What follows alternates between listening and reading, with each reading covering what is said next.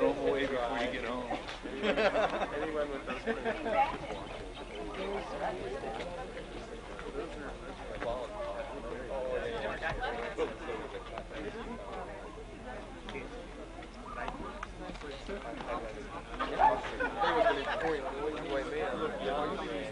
well, it's right behind you. they don't mind the shoes.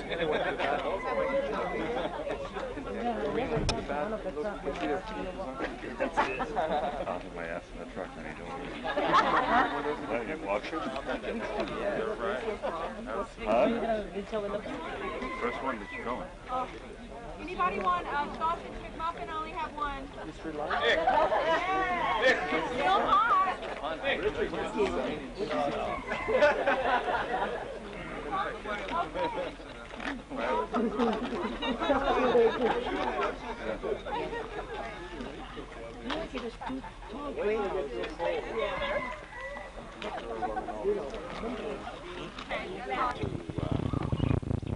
behalf of us, as your guest, say mahalo to you, John, and to your sister. Hi, Johnny. And to you, Johnny, for allowing us to come and to enjoy your place, your people, and your mana today.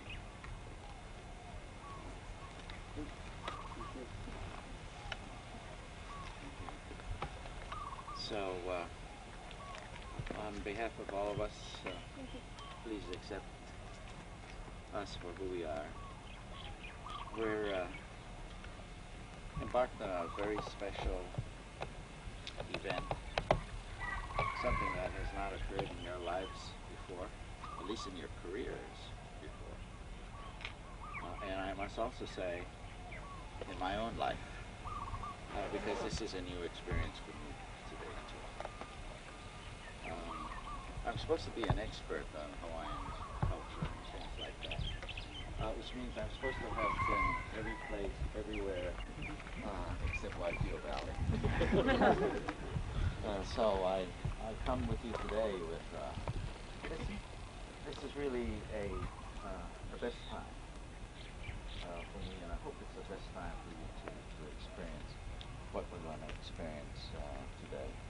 A place where all the great chiefs once came to make important decisions about the fate of their kingdoms. Well, you know more about the place than I do, probably, but I think it's very appropriate that we come here to learn a fundamental principle about life, but particularly about your business, and that is the connection between place and host. I think we will learn today what 1,000 workshops could not be able to teach us. The power of the place and how that can affect the quality of our relationships with each other.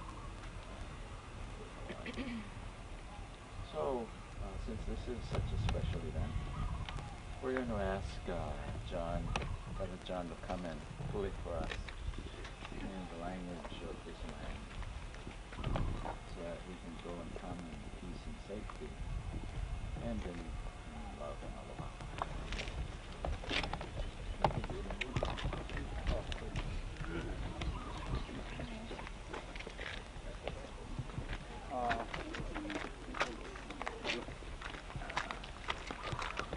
Come, kids.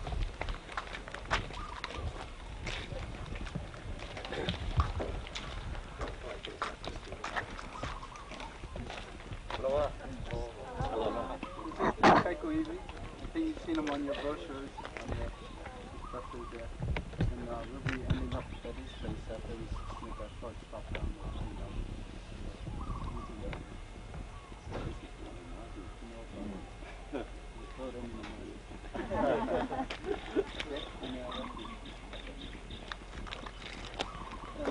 as far as going down, the drivers, the process of the barricade is on the right-hand side going down.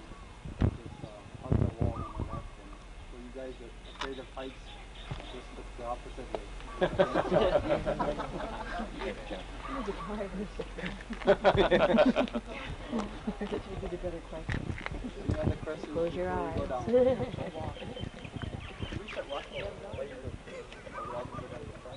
going to go down and we'll try to squeeze everybody tight in the cross. You all sit together, like touch each other.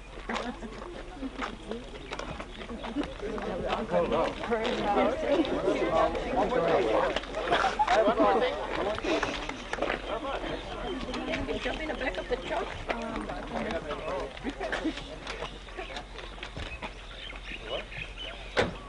As we go down, there's several places that we're gonna go, and as you know, we're gonna end up down at the beach. So we gotta keep in mind how much time we have. You know, a lot of people have places to go, and we gotta fit it in our time limit. So our time limit today is we're going to be here until 8 p.m., is it, or 9 p.m.? I think that's excellent advice. So I'm going to act as unofficial shepherd, all right? So you're going to follow my rule. You're out. Okay? Keep us in time so we can get out there. I think we're going to have 5 trucks. Steve's going to be driving one, Remy's truck, and John has 3 trucks that'll be going down. Only if you're a real big truck. I'm not going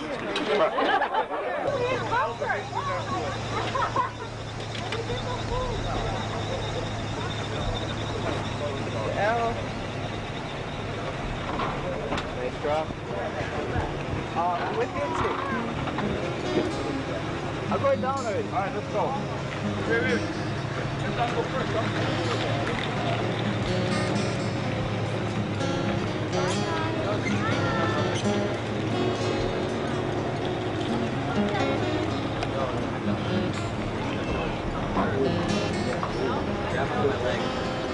I don't know, I think we should have split the executive committee up a little more.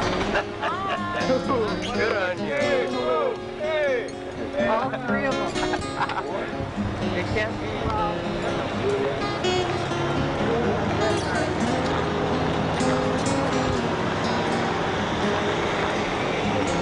Left us no count.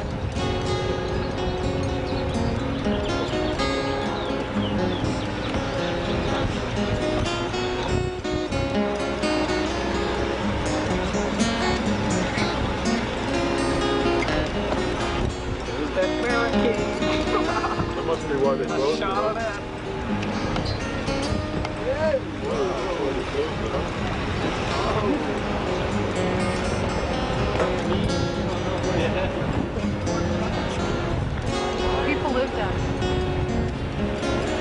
See the houses on the other side.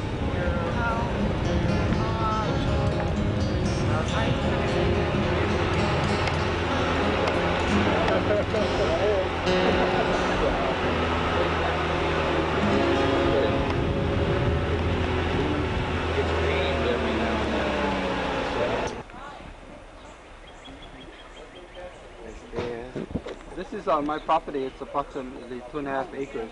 And if you look inside the field there, you'll see those ferns. There's quite a bit of it. That's the fern that we use in restaurants in the hotel, fine dining, upstairs in the grill. The name of that is what? We call it, Hawaiian name is called Ho'i'o. Some people call it Pako. The waitress down there call it Powale fern when they talk to the guests. So that's one of the products that, from the valley that's used in the hotel industry. A lot of the hotels use it. And it would be, what would it be like a spinach? Like You're going to have a taste of it today. This week. Hotel's empty now. How are you? At one time I had this whole place in taro. I'm going to put it back in taro again. Oh, really? But I have another piece of property.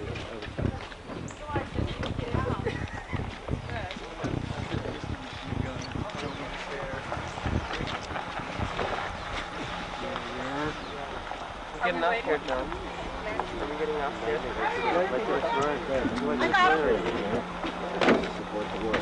After you got that worked off.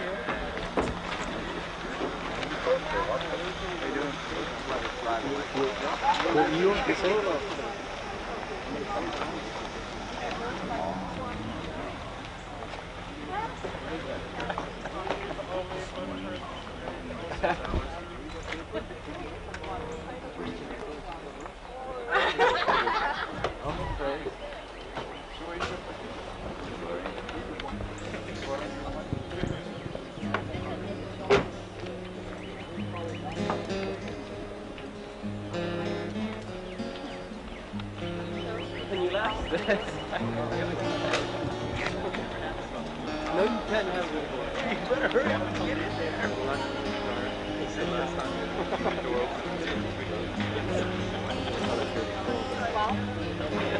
Some people didn't clean up. I always think they're going to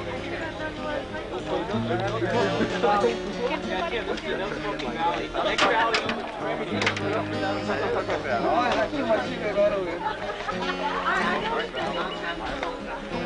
Richard, not again. Soundtrack? Richard, can you keep him on today? I'm sorry, it's just this compulsion I have.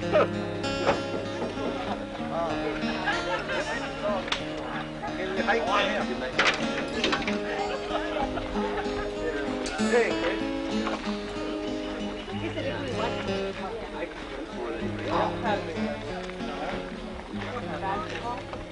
I'm good on Monday. I think that you rely on the way you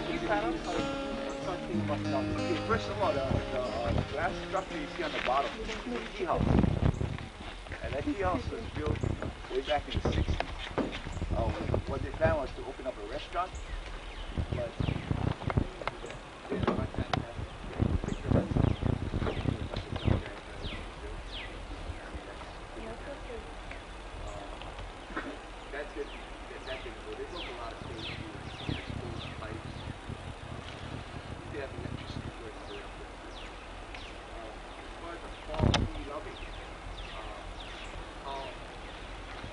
there's a legend that goes with the fall. There's two people very much involved, Aka and Kuni.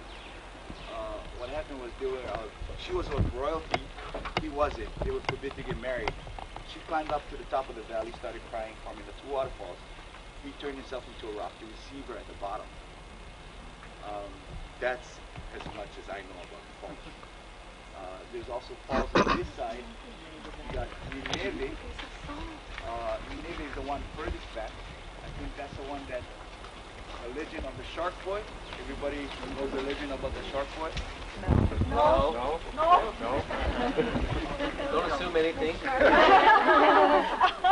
Well, there's church of Waipi'o.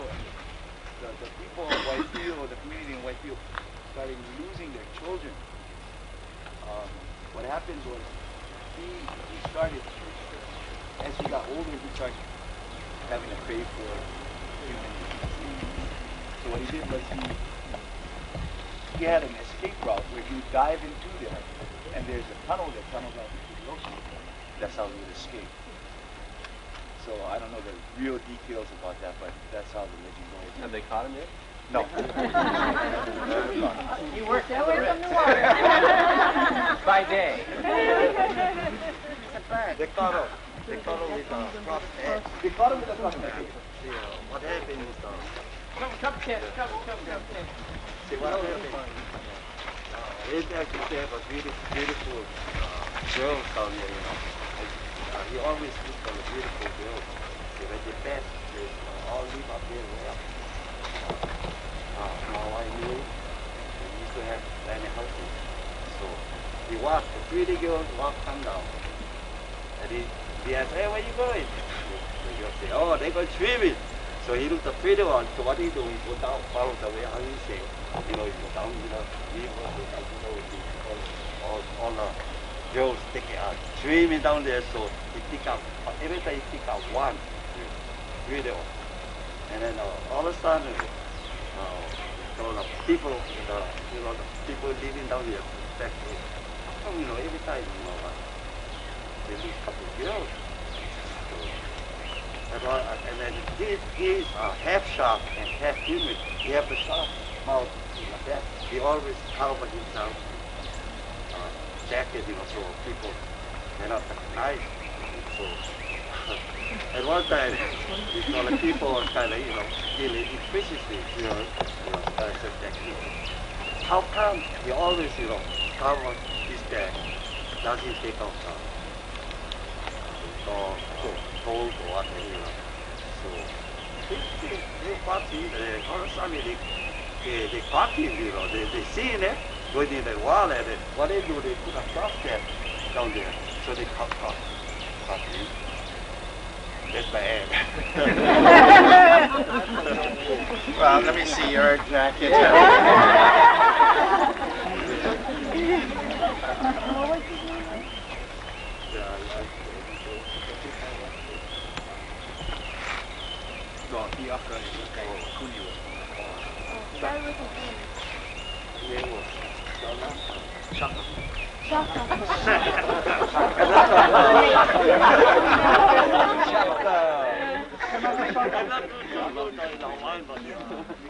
Mano.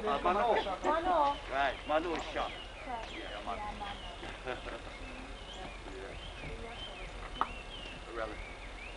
See, I get another story now. Pele is a Kamapua. Get a story. What you call Pele Kamapua, two sister and brother. What they do, they divide Hawaii. So Pele take that side, and Kamapua take his head up. See that they cut it from food. And then what you call, that's why. Now, don't get me wrong now. That's why we don't have Orkuna over here. We have all, Kamapua is big now. They all live in a house. It's all in a house. So, what do you call? That's why we have water. And then, what do you call? So, once in a while, it can turn into human, Kamapua. And it can come up to you just like Pele. See? So it can turn into, one lady or one lady. So the same person like Kamapua can turn into one human being. And then so, what do you call? They get agreement now. She cannot come. This Kamapua goes. Then she cannot go on there. The way Kamapua is nothing but couches, water. So the thing is that I think, the Kamapua coast, we don't have one thing. Because they have protection. They divide. That's why you dig down to this ground. They say volcano, that's how we build our house. I live volcano. But you try to dig down to the ground, you never find lava. This side, yeah, not this side. From Koala, from Koala, what Kanahele, all that side. As long as you see lava, that's it, volcano. That's why they call it volcano rock. That's the No lava, you dig down, huh? Yeah. So, I don't know, that, that's a later, way back. But my dad used to have all those storybooks. Perhaps you should know that Ted has been here since the 18th century and farms here, but also has a home on top. And later on, he's going to tell us about his experiences as a kid when he used to take the mule trains up, packed with the power that he pulled. So later on, Ted will share that. I was telling Violet that a lot of pictures that you see, the photos in libraries and different places about the state of Hawaii, you can't go green or He's on the album. I don't know what's wrong. Yeah, were you on that album? Anyway, the only thing I have to say though is, wear your shoes.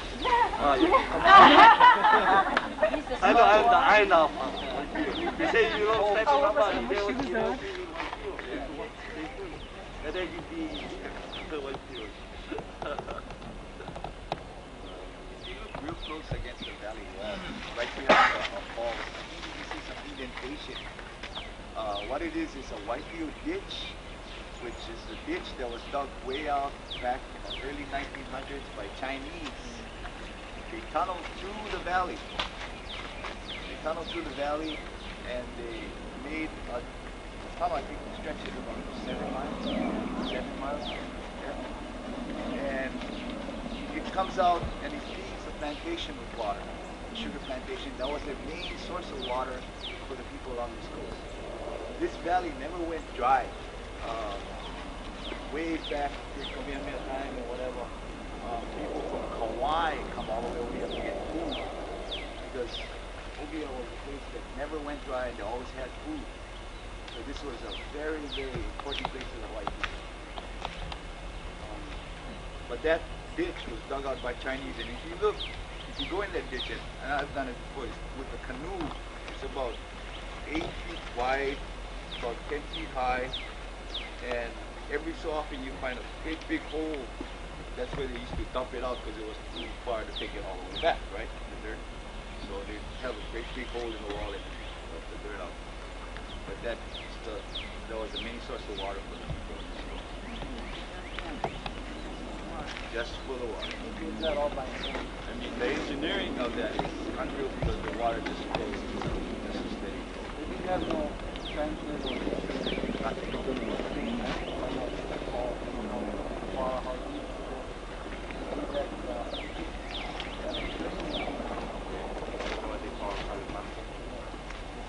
Plant at the plantation without the water they put in the, wash the cane and run the mills.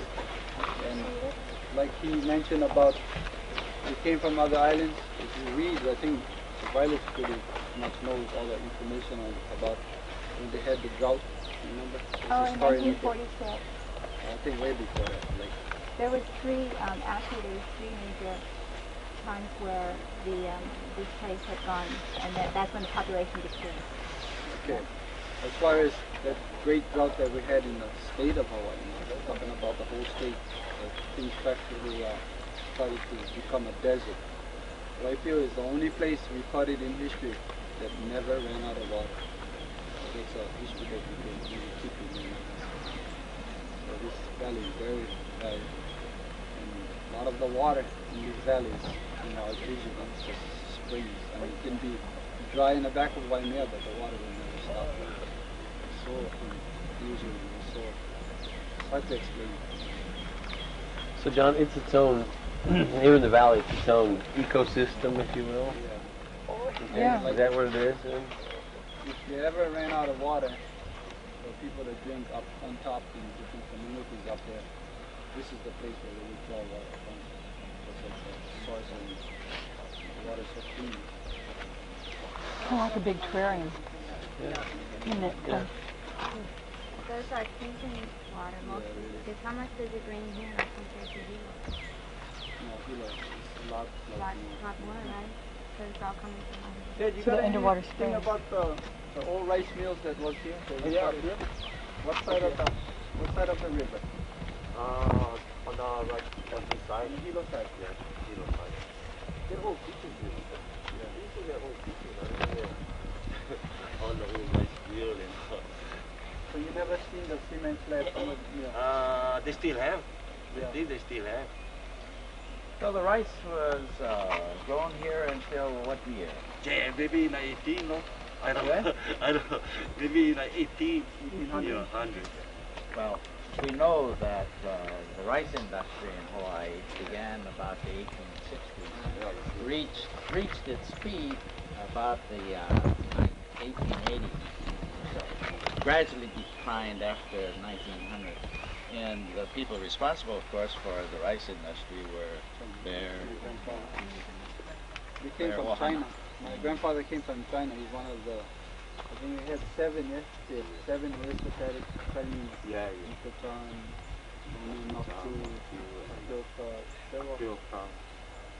several Chinese people that came here and brought their labor force with them, or picked up labor force and ran these rice fields in the valley. And they had these crushing floors where they would crush the rice. They had these long houses where they housed these Chinese and cook for them. And it was a big thing in those days. I don't know if you remember. How many of you remember the Peace Corps days? What year was that? 60 something. Well, you know, Waipi'o was a pilot project for the Peace Corps to go into these different countries and work in rice fields. But we did have a rice field in the 60s right here as a model. And they did have, they built several different homes back here by Ilave, made of different methods, stone, wood, and so that's the type of environment they had to live in, the food they ate and all that. And that was the Peace Corps training here in Waipi'o in the 60s until they gave up the project. So what's going on for several years? Yeah, the Peace Corps was good. In fact, it was good for people that came here and never knew anything about the culture and other cultures from different parts of the world. There was like a model pilot project.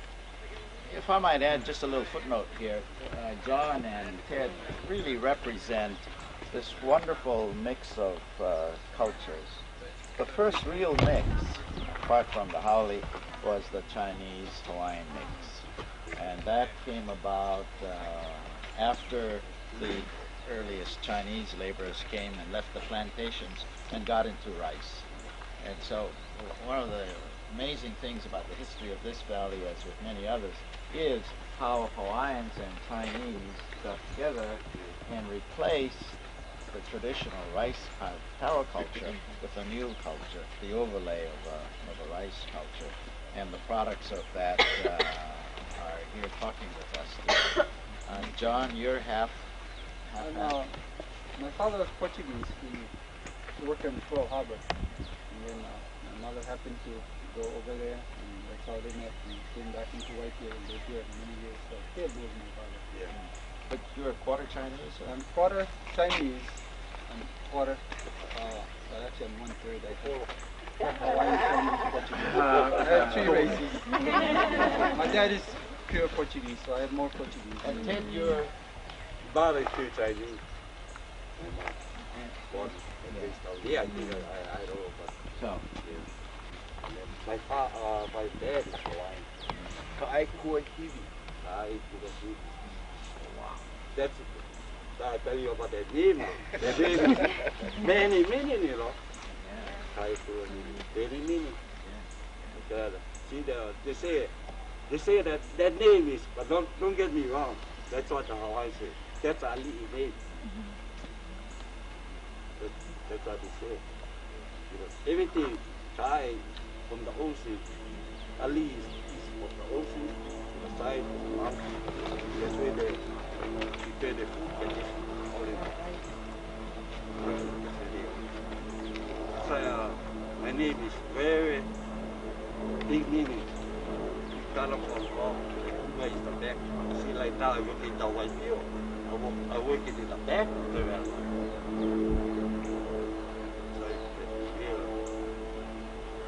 And we know Kanahele has been in the news. I'm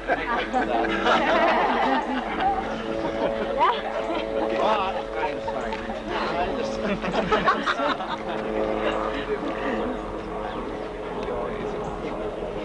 I was about 12 years old, I think, at that time. So the thing is, was on the Good Day. Oh, that's why. Yeah, that's right. What we hear is all, noise down, all those houses, the tidal wave, and all the bang sound, We was so interesting. They walk down here and, try to check it out. So then the wave was coming out. The first, I think it was the second one. And then Nelson Chan used to live over there. So the first one was kind of, just fill up kind of. So Nelson Chan will get his straw net, off like the fish. So all of a sudden, another one is still away to right back and get some meat. So you figure something must be wrong. So what they do, they went on their house, on the island. The next week they went to the house. They got the house they were here to one monkey pot tree. The house got stuck. And then that's when they came out and the water went back down again. And then they came down from the house and got away. Yeah. But lucky, don't think they will get all the people only had 1, 2, 3, I think, Joe. Rabbit. There's only people was down there. They should have taken the beating because they went out with the wave. See, what we call, those grass, the old one, we call it cow. See that rotting grass float back. So they were on the grass. They go out, they leave. The same thing is stuck on a tree. They ran up, they climb on the tree. That's how they survive. Yeah, and then one Japanese man, the Kanahele, we call him Japanese. So what happened? We thought he's gone. But what happened? We had a big sand hill down the beach. So he had to stay on that sand hill. See, the wave didn't get him. So all of a sudden, when you see him walking, coming out, hey, that old man, they'll die. So what? Did any maki? Nobody. Wow. Nobody. Wow. Wow. Everybody survived. So many other people. Lapahoi. Yeah, Lapahoi was wiped out. 60 people or so. Hana too, all the children. Lapahoi is a little peninsula down at the Humboldt Coast where the school was, and the kids were in school when the tidal wave came. A little bit history about 1946 tidal wave. That's the year I was born. September. I was born after, April was. Yeah. Anyway, my grandfather was the last inhabitant of Waipi'o Valley. He actually, Ted knows, they had almost the whole valley up there. It was they had cattle, they raised hogs in there, rice, taro, and my dad used to tell me the stories too. He used to live in the valley and how he helped to fix up a house. They took lumber from all these remaining houses from the Hawaiians that were left back there, and they put together a big house by the beach, close to the beach there. And how the tidal wave came. And if you can inquire on the Channel 10 television station, and they have a film clip, I think it's about an hour long, where they flew these old timers into Waipi'o. My Uncle Sammy Mokshi from Waipi'o, another guy, Hawaiian guy from the mainland, and they actually interviewed him and they told the story how my grandfather was by the house but he couldn't swim, and how one of his sons, which is still living in Honolulu, and took him and tied him to the tree, I think, close to the Z Trail coming back this way. And that's how the old man survived. While the other brothers was coming back to Waipi'o, right, Ted? And they was traveling. The old man told them to go home the night before. Just told them, oh, you guys go back. So there was like 3 sons, yeah, on the new train coming back. So come back to Waipi'o. So this nobody knew what was going on, right? So that was at night when we traveled. I don't remember what time was the tidal wave? During the daytime? Yeah, early morning. Early morning. Well, they was coming down this V trail and they saw the disaster. And they remembered, oh, the old man's back in Waimano. We better turn around and go check them. And when they went back, they found everything was okay, but Waimano was totally gone. And a lot of our roots come from, if you look into the Hawaiian side of the family, our family, the Hawaiian blood that I have, we come out of that blood. So it's for sure that like Ted and myself, we have some royal blood in us. We come from the kings way back. So that's more the history of the tidal wave. I saw it coming out here. What, Lansing?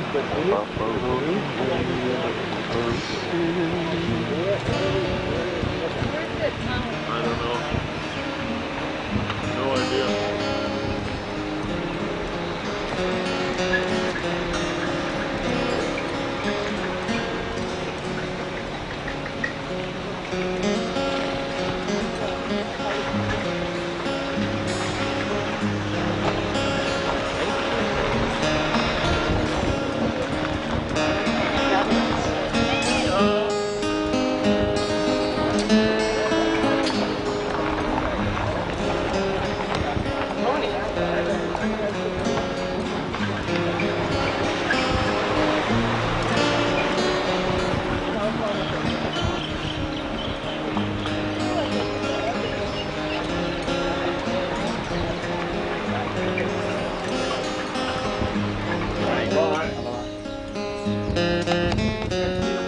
Most of us from all over the people in Cinnamon travel time.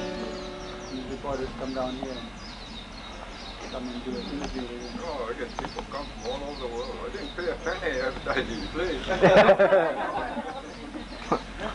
Thanks.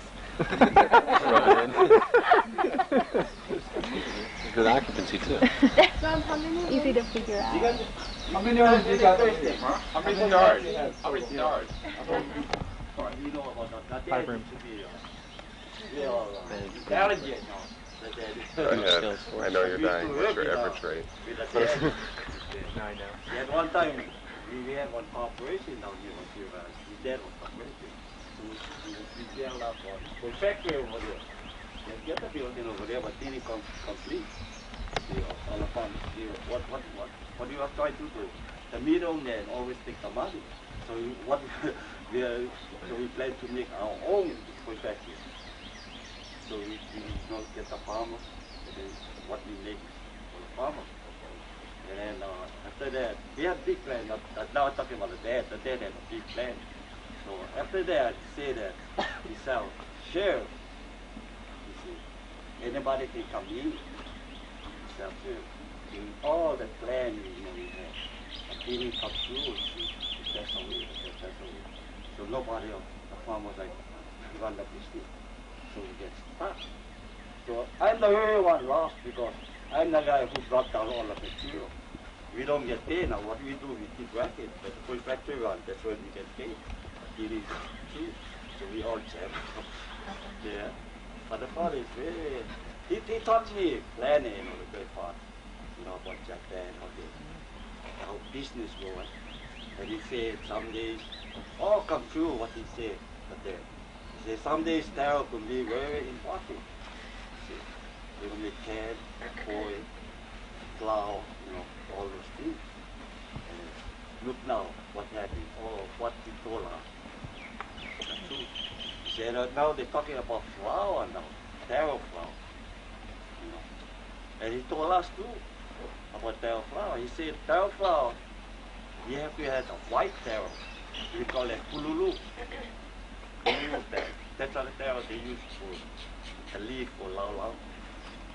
He said that tariff is the tariff that they will make udon. Udon tariff. Yeah, udon. Yeah. The noodles. You see. And now it's coming up. I hear the story now. They're trying to. They're doing it now. Yeah. In Japan. Noodles. With a white tail now. Say not the point tail. But it's a point tail, but that tail is white color. the tower over there. They use the leaf for the ground out. Yeah. That tower is over 20 years old. So, excuse me, when you say it's over 20 years old, you leave the root in, you harvest some of the root, or you let the root just reproduce top? They make a Hawaiian dish called lao. It's just let them grow. You know, they fertilize them. They just use the leaves Oh, only. they just leave a tower around it. But what I'm curious about is that you have separate beds that you harvest your root from, and certain beds that you harvest your leaves. So you keep it separate, or do you still take some of the root from here as well? No. They just take the leaf. Only the leaves? Yeah. All your crop is just for the leaf. You don't have any for foil. Okay. He's been doing this for years already. How many years you been doing the Oh, that is over 20 years old already. Okay. Cut the leaf today, next Saturday picking it. 1 week time it comes right there. Yeah? 1 week? So how do you know, like if I want to buy your taro leaf, how can I go about, besides going through time? How would I know it's your taro leaf? Or would I? It always goes into the supermarket, right? Or people who make pottery, the supermarket, or People order It should in have the his supermarket. name on it. you ship up about 5 days a week. Yeah? It's all ready to pick. Yeah, I like it. So this is how the one Okay, before you guys go down, I want to get a start. Everybody run away. Control it. Just wanted to ask Mr. Rocky, how many years it's been since you built this hotel and got this thing together? Give us a little Oh, bit this history. building was built about the 60s. In the 60s. This building is the old school cottage. It's over 90 years old, this building. They had to have a school over here once. And how you guys came about making this? You got a couple of guys Ah, my together. father. Oh. At that time, I used to work with the contracting company. So where they go, I get a go. I was doing my job. So I hardly used to come down. How many rooms? After he passed away, then I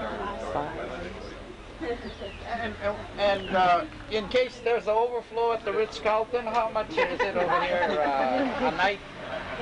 How much do you charge for one night? $15 a day.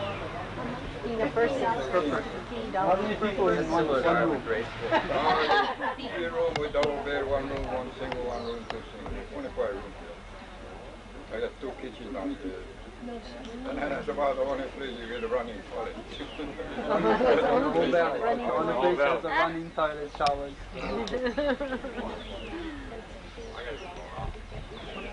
And what's the name of the hotel? What's the name of the hotel? The name, Waipi'o Hotel. Waipi'o Hotel. For reservation? The reservation is called Waipi'o Hotel. Down here, you cannot even put sign Waipi'o Hotel. So I put my mailbox with my name on it. Mailbox with his They name. got all kind of rules down here. That's fascinating. A lot of time I see a mail in my box. I see the red flag there and all that. Thing I know, was always come down here to pick up my mail. Believe it or not, I stayed in this hotel. I was a tenant here at one time. Even though I'm from here. My wife was working here at that time.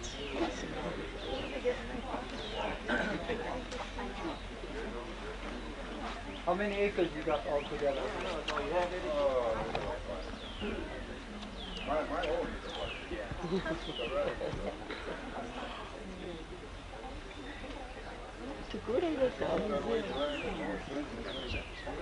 Bishop Museum is almost, they have what, about 90% of the value. They have most of the land they own. You guys know about Bishop Museum, you know, Kamehameha schools, all that, Bishop Museum. They're the property owners.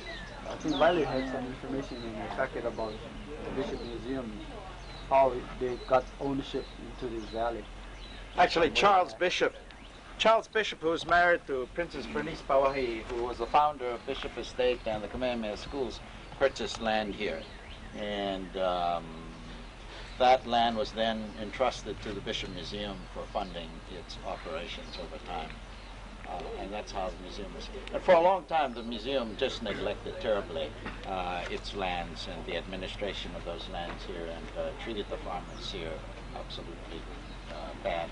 And over the past several months, in fact, we've been involved, the Waipi'o Foundation, of which I'm president, I've been involved in these negotiations here from the very start. In fact, we funded the security guards up here. When we first put them up more than a year ago, yeah, we did all that to help prevent this place from being further degraded by reckless, uncoordinated, unorganized, oh, no, you represent those companies.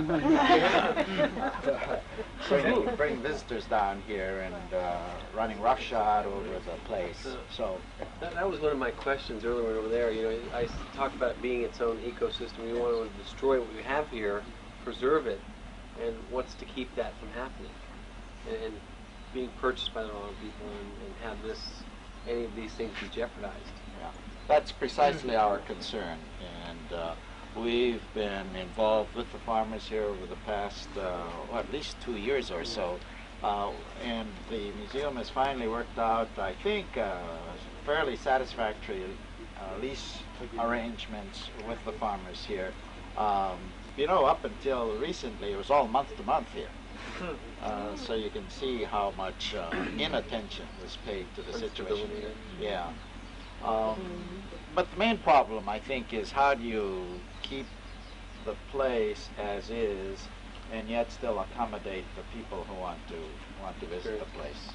Yeah. But to a great deal, don't you think it's the environment that keeps it safe from outsiders? Because I mean, in Hana, like the road kept it precious. Yeah, but you see, there are 300 people a day who come down the road. If you open it up, that's without even opening it up. That's without encouraging anything. There are 300 people a day who might come down here, as they have in the past few months. We've tried to. Should make it for pedestrian traffic, maybe. For people. Isn't that what it is? Just except for the people, the residents. Yeah. Yeah. So that is by invitation. By invitation, right? To Ritz-Carlton people and guests, etc.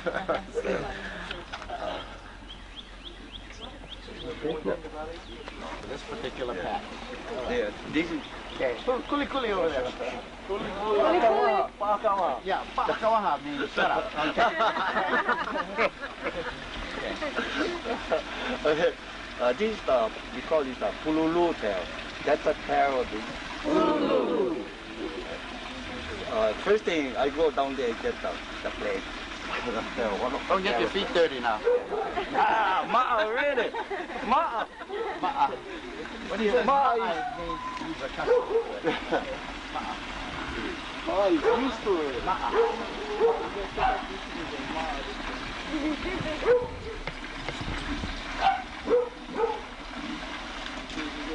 I gotta get a color to explain it. Yes, please.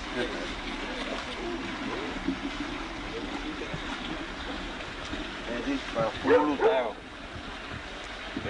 That's a tail too, telephone cat. That's the one we do. Noodles. Yeah, udon. They call udon. How much irrigation and how long See, does all it white take is the to get like white tail. Okay. We'll answer that question. Go ahead. Okay.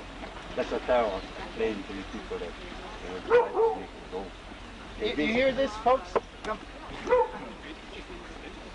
Okay, this leaf, that's the one we use for luau, for lau lau. So all that, see the Hawaiian they get, let's say 4, dark blue. They say this is the number 1 now. Just leaf. The number 2. The number 2 is the leaf for like this. See, this is number 1. Number 2 is the big one. The number 3 is the white one. You see those open ones?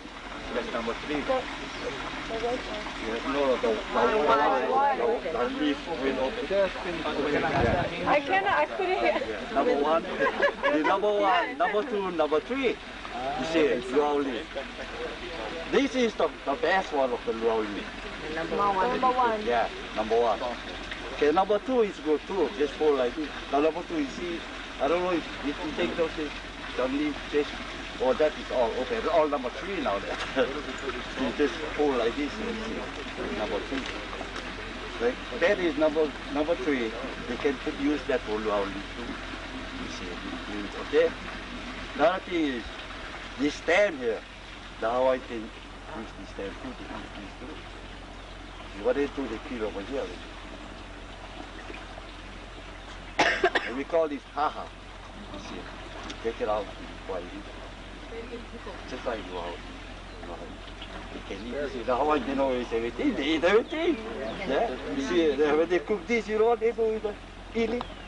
We call ili. And then they peel, you know what the cow is good? They peel it off the people for fertilizer. And then inside, when you start peeling that tail, we call ilikana. You know, when cooked. You see, they peel, you see, first they pohole the all the outside one. After that, they use the cornet, you know, the peeler. They peel that, they call it ilikana. That's the one they feed the dog. Everything they don't waste the Hawaiian. You see, they keep it, they feed the animals, pigs, you know, the dogs, the kana, they call it. So this is what they make the udon out of? Yeah, that's the one now, the white tail. They try now, you know, they say the white tail. What's the name of this variety of taro now? Okay.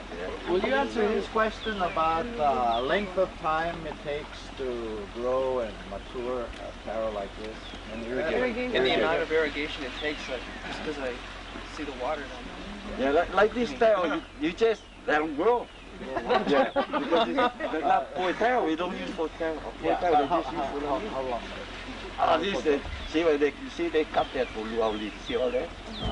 And then they just leave them, they just fertilizer, let them grow, you know, from here get another cake come out from here, or a different middle and grafting, then one more cake come out, that's how it goes.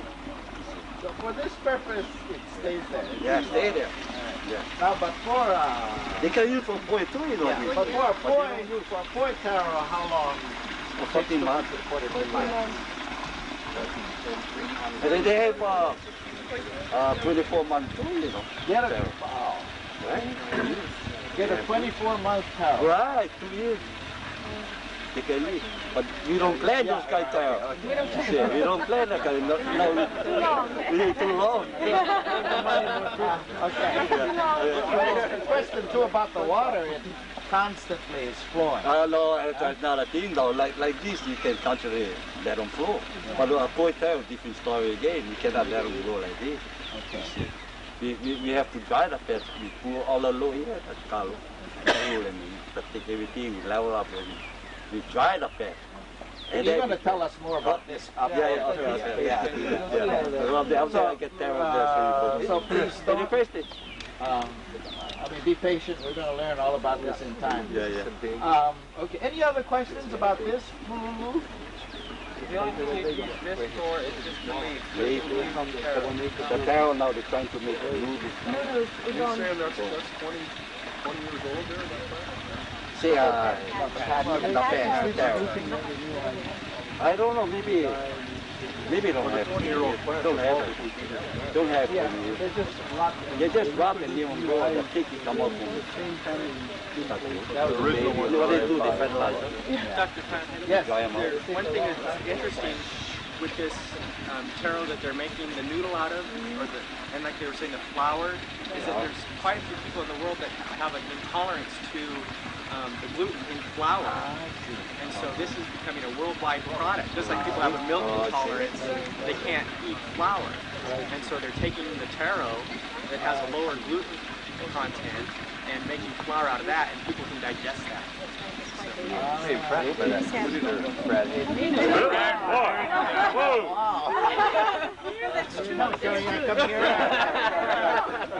Up front, Brad. Wow. Yeah. Any more questions? Any more questions? Just tell him. I didn't tell him. Okay, let's go.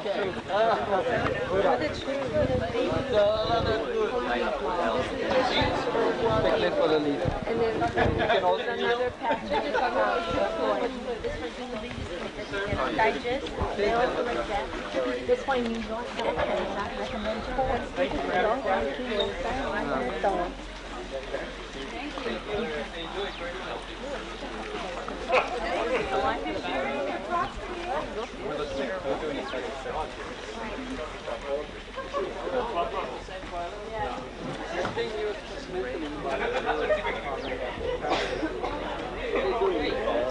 So this plant, how old do you think this plant is? Oh, this wood, maybe about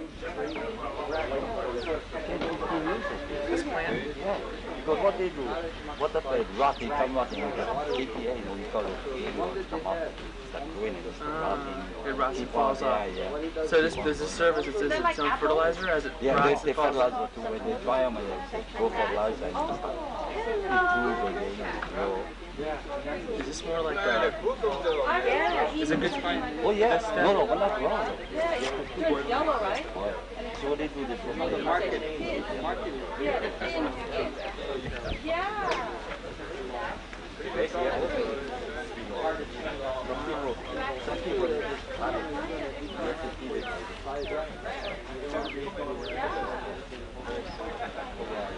It's characteristic of vegetables too. The smaller the vegetable, usually the better. Like tomatoes, smaller tomatoes are sweeter and juicier.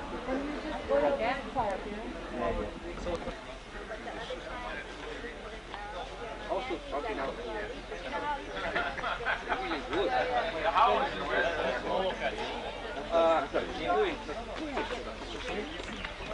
before you put sheep, the chef, you cut the skin off and then you put them on top of the so it go away. Yeah, it's bad. If you go to a doctor, they tell a doctor. So you probably need medication that will last about 2 or 3 weeks. Usually about 3-4 days. Gone. So all the town we get, that's all dry land town. No?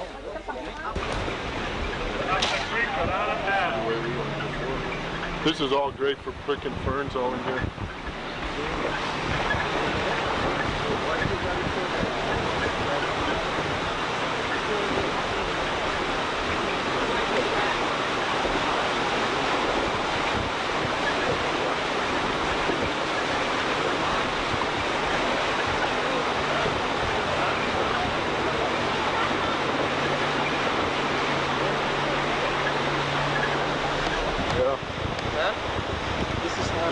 This is how you go along, through the river.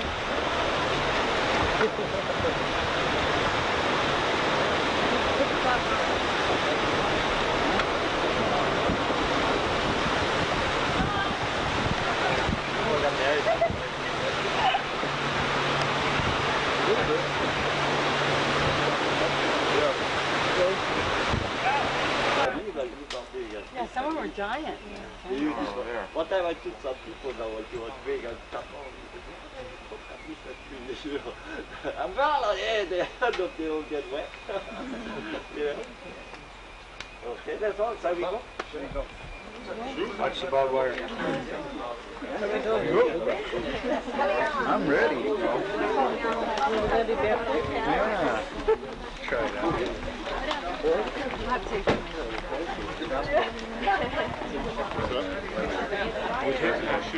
Go around me. Go around you. Yeah, there's barbed wire right here. Barbed wire. Barbed wire. String that barbed wire. Whoops. Super tower.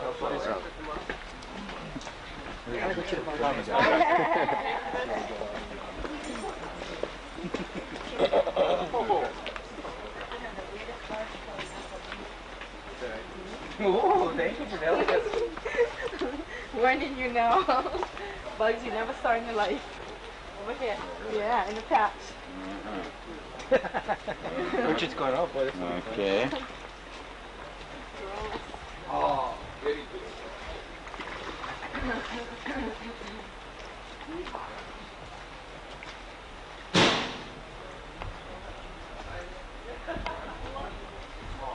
Johnny, they go in the patch with the bugs. The bugs. You remember the bugs?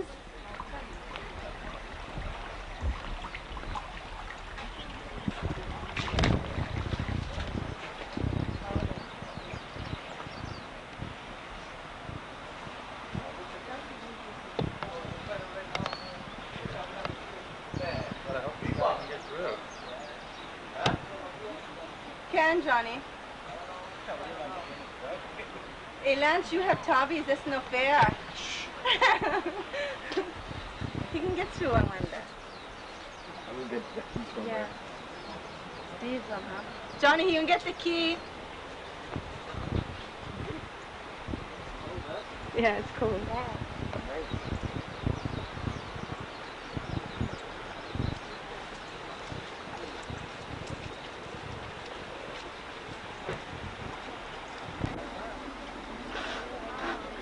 Oh, you're such a very good group. You guys know how to follow instructions to the T. Stay in line.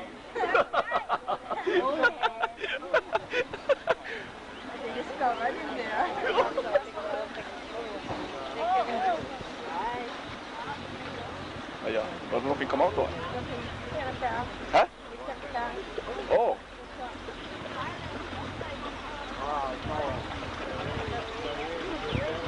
Don't worry about the rain. It's a blessing, gentlemen. Ladies, it's a blessing. I am. You're welcome. My pleasure.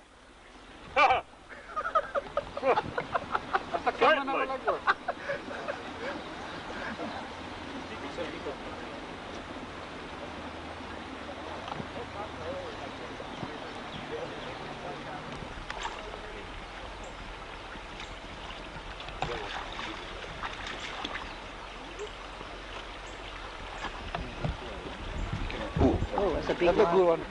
Cook the burger. This is all mine. This, no, the poi that I grind. This is my supplier. All the poi that you guys eat in the hotel. There's more people coming. Yeah. We need to harvest today, but we get all these people. Yeah. So, this is fun, actually. Okay. We call these the mama taro. The mama taro. Mara taro. Mama is mara. We call these the keiki taro. But who can tell me who's the father taro? Who's the what? Father taro. This mama, this keiki, and I know the father. The dirt, the mama. The dirt. You are. All right. The planter. Yay, Timothy. The planter. Woo. That's the father there. Here you are. The planter. Planting the seed. Okay? This is lehua there. Oh. Lehua.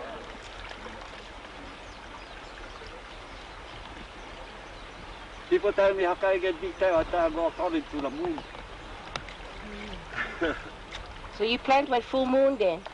The full moon week. Anything that grow root, campo root, full moon, potato, all those kind of things. Let's say it's full moon Saturday, that week, the whole week.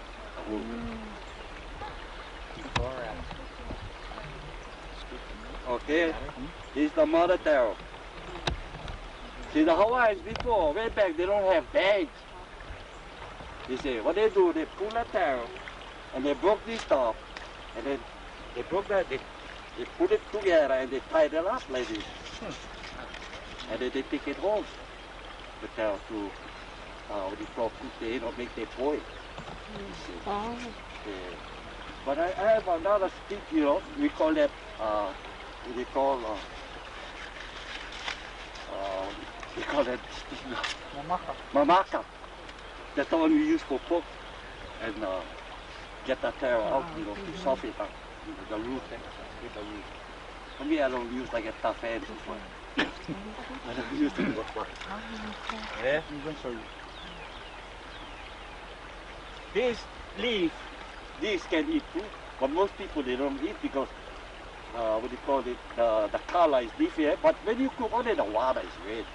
But the taste is same like in the regular ground leaf. I use this good ground leaf. Ground leaf, I like this ground leaf. And then the next thing, we don't use this for seed. We use the keiki. We use the keiki for the seed. We don't use the mother. Okay, and then what do? We cut over here. See right here? We cut So you broke like this, the seed. We cut the leaf. So it's not the root. And then we plant. See. That's all. Just like that. Plant it now? No, wait. Let me come to the partner. That's all we do. Okay, when all the pets and all the tails all down from the downfield, what we do, we dry the beds, dry the water, and then we level the field. So we level, like the Hawaiians, they get that. They make their own level with walk, you know, they have a hand work one. And they used to use horse, you know, the harrow, you know. I used to get horse, you know, run around with that. Okay, now when all done, you have to shut the water. You get maybe about 1 inch to start level the field. And then after it completely, and then you start planting. You see, you dry the patch maybe about 1 week. You cannot plant with water. Tell me anybody can tell me the reason why you cannot plant with water? You have to root it, right? Okay. You have to root it. Right. You see, without water, the root come out faster. With water, the root cannot come out faster. You see. That's why you have to lower the water. You have to try the that. But you change to the root. See. If not, the root don't stuck. The mud is too soft. The really, now you have to dry the patch. As soon as the roots start getting into the mud, and then, and then, this is the lehua keiki, see? This is the #1 terror now. There are people who for this kala. But I don't know, to me, terror is terror. Why go for the kala? You see. But people is so particular now. They look for the kala. But the taste is same, you know. Only thing the color is different. But poi is poi. But people is real particular on the cow. They look at the way good poi, good poi. But no. That all the cow is the same. Only the color is different. So she's just like those different colors and stuff. And then the way back the Hawaiians, they don't have big lo'i like this now, because they use more home use. See. And then when they cool their tail, they pull by, they skip, they pull here and they skip one. They always skip one. Because why? For that every year that they have tail, all the 3 years they have left. That's why they rotate, they skip, they let one go and they plant this. So half the field. Right. And then they have tail all the time. That's why the Hawaiian people, they have a poi every time. They don't pull all one time, they skip. They have all small and low here. Like now, we're so greedy. We don't like small guys. We like big and fat. More money. Yeah, we don't like small fat. You see, we like big and fat. So, see, but I give credit now, like people, you know, with that. See, they think of the family. See, home, the food. That's why they do that. See, they plan by skip every other one. And then they start planning and they start planning. And they put the next one, next row. That's why, and then after that, when you got your plan, maybe you leave about 3 weeks dry. So you change the root to get in the mud. And then you start put up maybe about 1 inch water.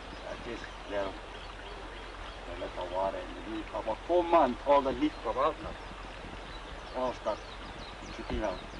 And then that's when you have to raise up the water again. So another 1 more inch water. And then the keiki start coming out now. When the keiki start coming out over this side, that's when you let the water run. See, the keiki will come out, the keiki start coming out. From there, you have to check the water all the time, you let them run, you know. So, like the way how John said, it's cold let the water. See, and cold water is good for liver there. But to me, like me, if I think over there cold, I plan liver. I think over here warm, I plan the api. You see, only the cold water, I put this one. on the west side. How many different type of taro have? Down here, I think we only plant most 3 or 4 kinds. I think lehua, api, wao, and moi, no? Yeah, that's all, no? There's a lot of varieties. Yeah. Wetland and dryland varieties, but the most common ones for commercial use we're selling for making coil. There's 4 varieties that they do. John, when you face the other way, we cannot hear you. Yeah. What Ted was saying about the planting of the taro itself. After Ted harvests all this and clean out the grass, and he's gonna level it. Like he said, he's gonna keep them down low, about 1 inch of water, just cover the mud. That's to determine where's the high and the low spots. So you take the stick and you take the high spot and you take them to the low spots and fill them up. That's how you're making concrete, and you wanna get it nice and even. It's the same principle. And after that, when it's almost ready, you don't want to step in the mud no more again. You don't want to make footprints in the mud, because when you start to plant them, when you have your footprints and you put the seed in the mud, it will fall right down because it has the hole there. So you gotta walk backwards and out of the area, leaving no holes when you get ready to plant them. And then I don't know how wide Ted plants his lines, but they average from 28 inches up to 3 feet wide. And what you do is you get this long cord, string or nylon or whatever, and you wrap it on a stick. You take one of these rubber sticks or a coffee stick, and that's how we should do it. And wrap it up, and one end you just tie a knot and you anchor it in one end, and you pull it the other way. And you start from the edge of the bank, and you kind of line them up so it kind of makes it like you can put a whole row in, you know. And then you have a gauge. You have another stick that you cut and you put them alongside the stick. And you see the bank goes in and out, right?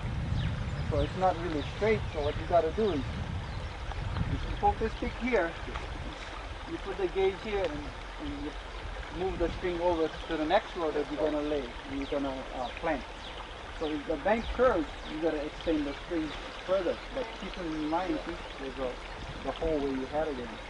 And you just follow the bank like that, but it's still straight.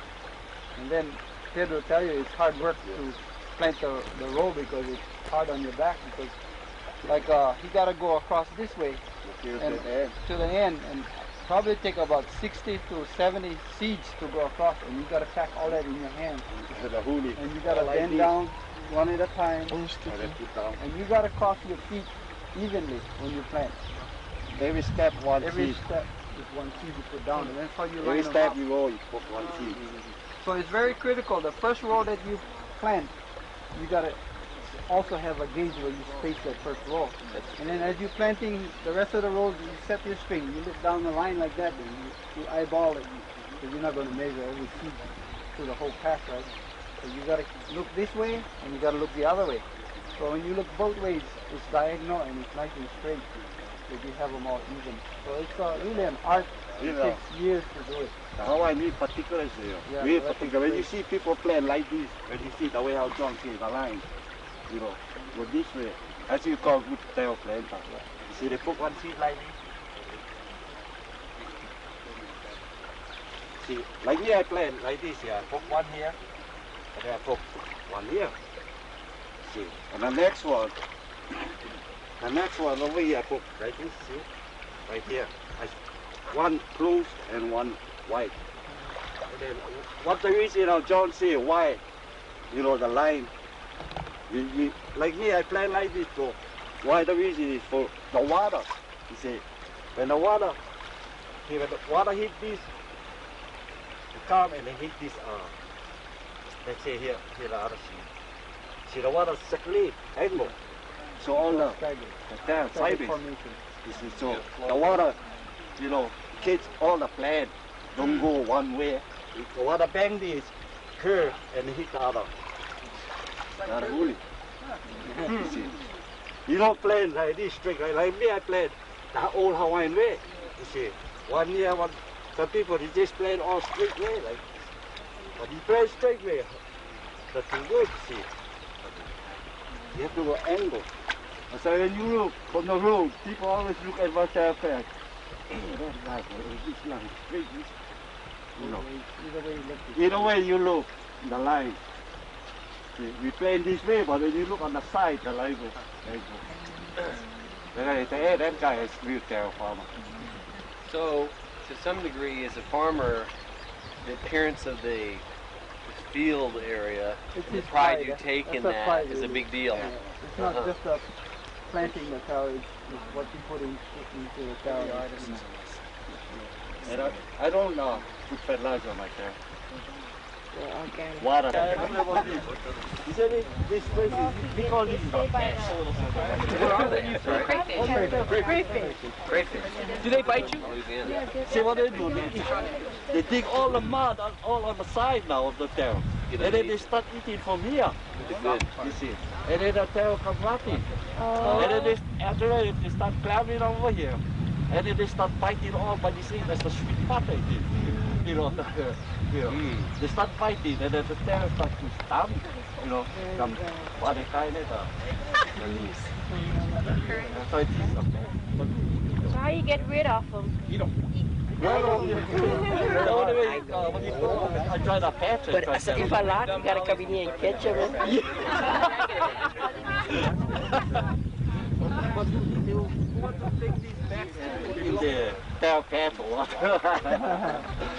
You make good poo-poo, yeah? Hey, good poo-poo.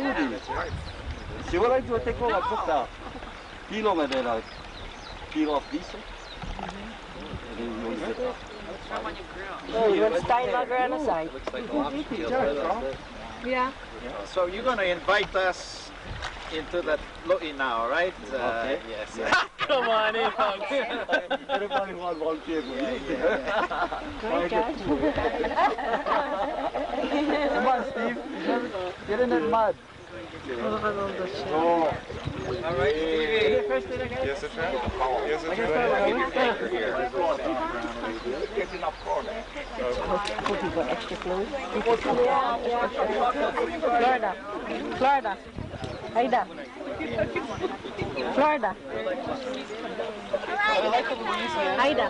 Okay, may we have your attention? This is really kind of the culmination of this particular event. Ted, please. Yeah, see, I think if people want to come in the tail patch, you know, walk in the tail patch, and you know, some people can take it for picture. You see, and then look good at the group.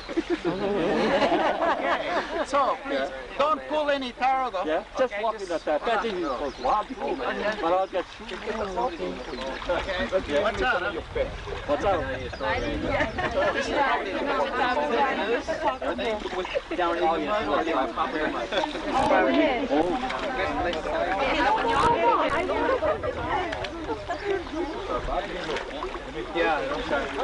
Okay, Ellen, you want to do this?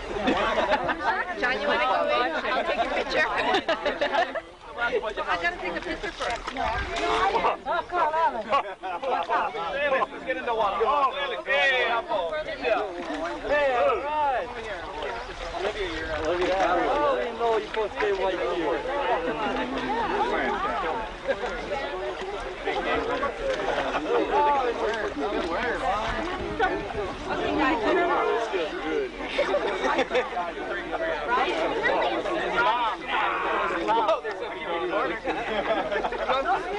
In the ball. Do anything for a buck.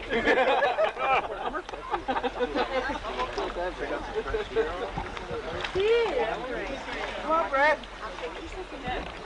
Well, it's good in.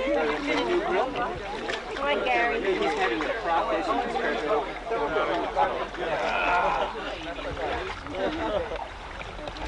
Like irrigation.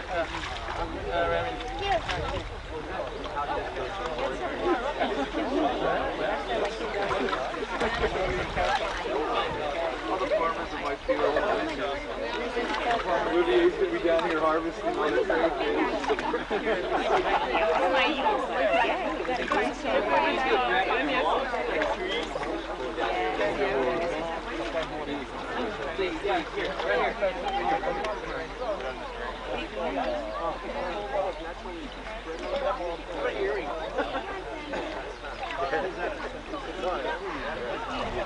Cool earring.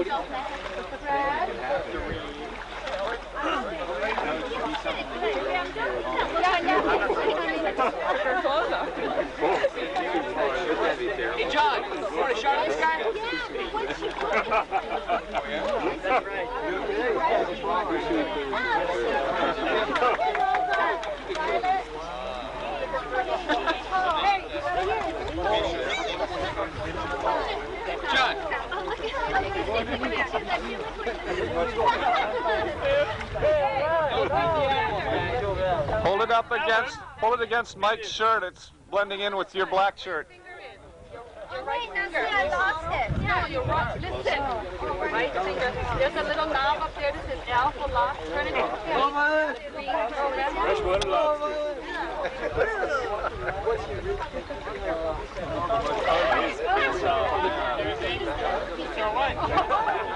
I think he liked me, but he was very not aggressive.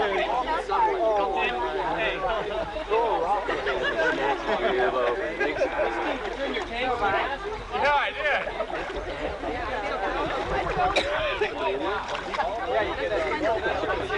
There you go, Mike. You did bite? You tried spider? Yeah?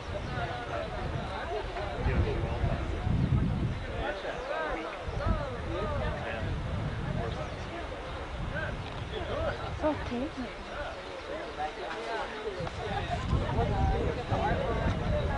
I'm going to go into the spider. It comes right out. Yeah, it's actually. I'd love to put that on my makeup.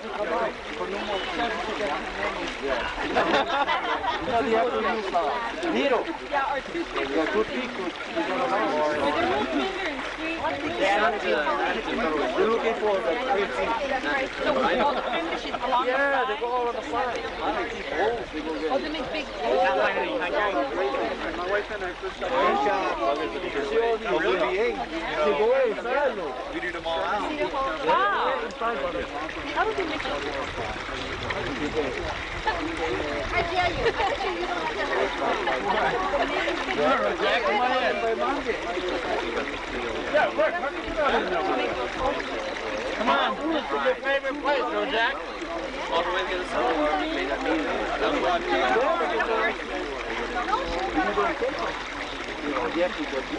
How often do you come out and actually look at the vegetables? Every time when we go to the top, to the I used to have it all. Okay, you eat all the ones you eat. Okay, group picture, group picture.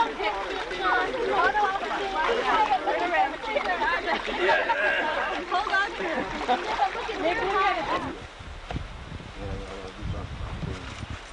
They boil it. I think the hotels, you know, nowadays.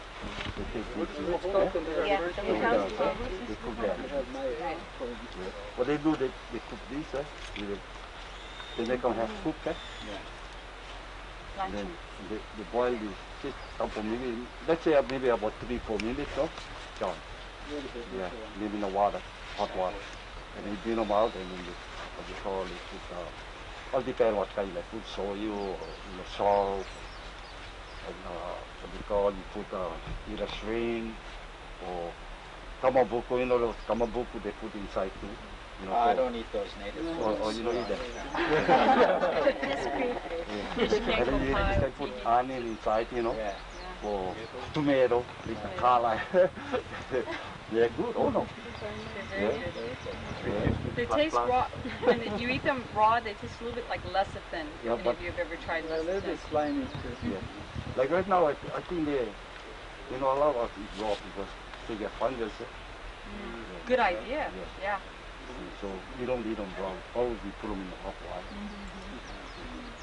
Here, what you're hearing from Phil, from new generation, even my generation.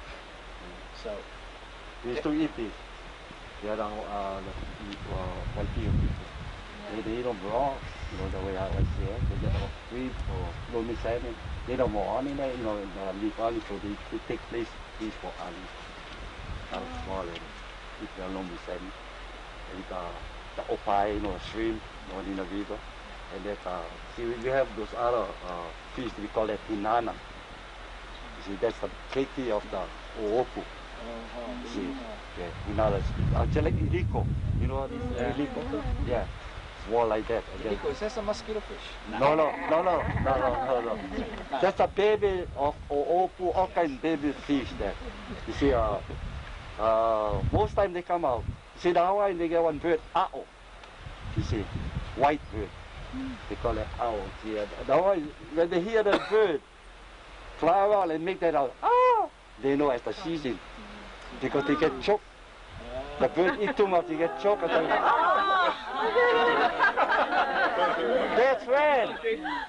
when the Hawaiian people go out and catch that. So what they do, they go in the river. Let's say the river, they make one small, block, with the raw leaves, and they all go in there, They go and they end up and they go with a toy strainer or baby diaper. Before a baby diaper, you have to wash it. You put one end in the mouth, the two corners, they go and they catch all the banana. That wasn't old Hawaii, Yeah, of course. old. I mean, the diaper thing, but go ahead. That's how they catch the fish. And then they have another one they call una. That one. They set the storm, in a river. They make one right there. They throw gravel. Yeah, actually the water go and it drops deep. And then the mallet, that's how they catch the mallet over Hawaii. They chase the mallet go to the end. It jumps up because the water all stream down. Yeah. You only wait over there, one guy go chase you, pick up the fish. Una they call that. And then they have those open net too, they got that. I saw the Hawaiians way back, they go one time now. They don't breathe, They always get food every time. So they just go to a certain place, get your food, go home. Not for the table. I used to leave that life. Yeah, all fish, that is fish. You the open, you to drive up, you hang them up, ready to teach it, enjoy just get a full of poi, just got one piece, eat with poi. That's all. Yeah, that's all you need. For your information, O'opu is a freshwater stream fish, not from the ocean. And since the arrival of the Filipino immigrants, our O'opu population has increased considerably because that's a real delicacy for Filipinos. Yeah. Ted, you're marvelous. And then they have opoha. Opoha is a black one, big mouth. And they have aliliha. And the last time I recorded the harvesting carol for my uncle, my wife and I just got married in the 60s, 68, 69. And at that time we was harvesting 100 bags a week. And that time was cheap, the money. I don't know how much was the time. So really cheap, like below $10 a bag. And now it's up in the 30s. It's really cheap. And prior to that time, when I was a little boy, this place was completely fenced.